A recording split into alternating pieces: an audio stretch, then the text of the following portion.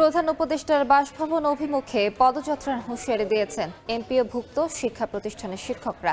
বিক্ষোভ সমাবেশ থেকে এ হুঁশিয়ারি দেন শিক্ষক নেতারা। সকাল থেকেই কেন্দ্রীয় শহীদ মিনারে অবস্থান নিয়ে ষষ্ঠ দিনের কর্মসূচি শুরু করেন আন্দোলনকারীরা।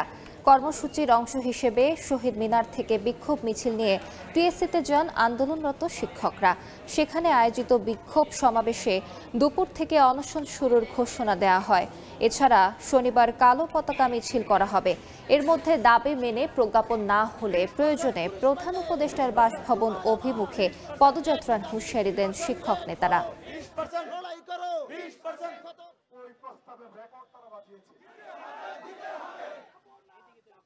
প্রয়োজনে এই 2025 সাল এই শহীদ মিনারে অবস্থান করবে, মেনে নেবেন আমাদের শিক্ষকরা।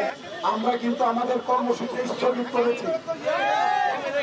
স্থগিতের অর্থ এই না যে যমুনার দিকে আমরা আর যাব না। আগামী রবিবারে 6 লক্ষ শিক্ষক কর্মচারী নিয়ে ফের যমুনা